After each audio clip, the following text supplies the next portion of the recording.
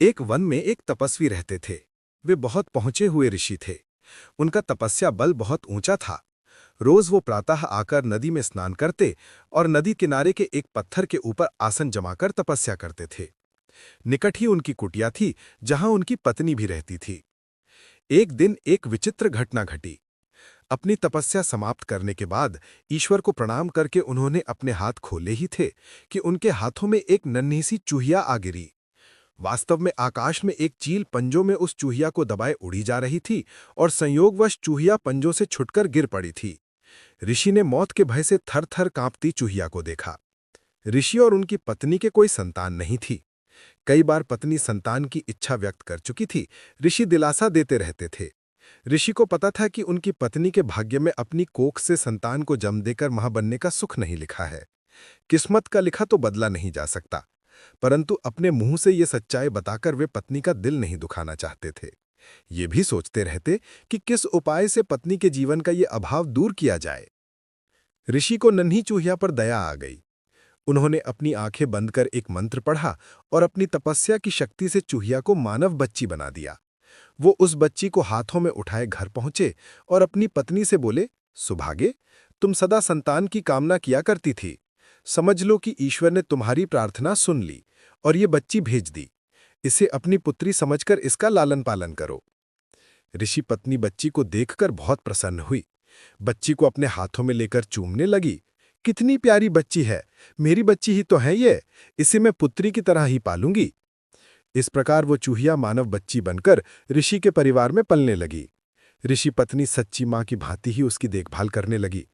उसने बच्ची का नाम कांता रखा। ऋषि भी कांता से पितृवत स्नेह करने लगे। धीरे धीरे वे ये भूल गए कि उनकी पुत्री कभी चूहिया थी। मां तो बच्चे के प्यार में खो गई। वो दिन रात उसे खिलाने और उससे खेलने में लगी रहती। ऋषि अपनी पत्नी को ममता लुटाते देख प्रसन्न होते कि आखिर संतान न होने का उसे दुख नहीं रहा। ऋषि ने स्वयं भी उचित समय आने पर कांता को शिक्षा दी और सारी ज्ञान विज्ञान की बातें सिखाई। समय पंख लगाकर उड़ने लगा। देखते ही देखते मां का प्रेम तथा ऋषि का स्नेह व शिक्षा प्राप्त करती कांता बढ़ते बढ़ते 16 वर्ष की सुंदर, सुशील व योग्य युवती बन गई। माता को बेटी के विवाह की चिंता सताने लगी। एक दिन उसने ऋषि से कह डाला, सुनो, अब हमारी कांता विवाह योग्य हो गई है, हमें उसके हाथ पीले कर देने चाहिए। तभी कांता वहां आ पहुंची। उसने अपने केशों में फूल गूंथ रखे थे। चेहरे पर यौवन दमक रहा था।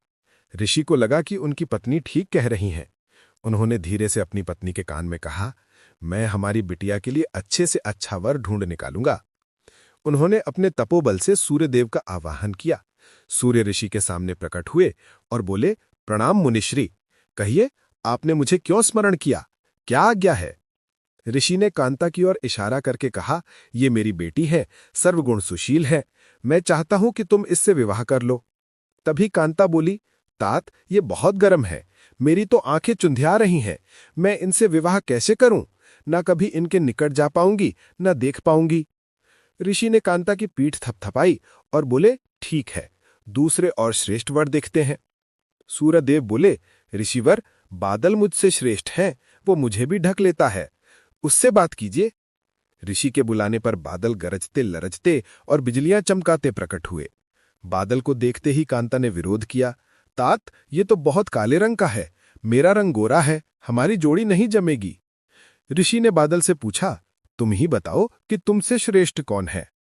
बादल ने उत्तर दिया, पवन, वो मुझे भी उड़ा कर ले जाता है, मैं तो उसी के इशारे पर चलता रहता हूं। ऋषि ने पवन का आवाहन किया। पवन देव प्रकट हुए तो ऋषि ने कांता से ही पूछा, पुत्री, तुम्हें ये वर पसंद है? कांता ने अपना सिर हिलाया, नहीं तात, ये बहुत चंचल है, एक जगह टिकेगा ही नहीं, इसके साथ गृहस्थी कैसे जमेगी? ऋषि की पत्नी भी बोली, हम अपनी बेटी पवन देव को नहीं देंगे। दामाद कम से कम ऐसा तो होना चाहिए जिसे हम अपनी आंख से देख सकें। ऋषि ने पवन देव से पूछा, तुम ही बताओ कि तुमसे श्रेष्ठ कौन हैं? पवन देव बोले, ऋषिवर, पर्वत मुझसे भी श्रेष्ठ हैं, वो मेरा रास्ता रोक लेता है। ऋषि के बुलावे पर पर्वतराज प्रकट हुए और बोले, ऋषिवर, आपने मुझे क्यों याद किया? ऋषि ने सारी बात बताई। पर्वतराज ने कहा, पूछ लीजिए कि आपकी कन्या को मैं पसंद हूं क्या? कांता बोली, ओह, ये तो पत्थर ही पत्थर हैं, इसका दिल भी पत्थर का होगा।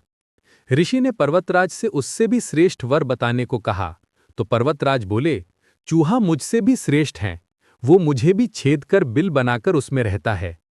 पर्वतराज के ऐसा कहते ही एक चूहा उनके कानों से निकलकर सामने आ कूदा।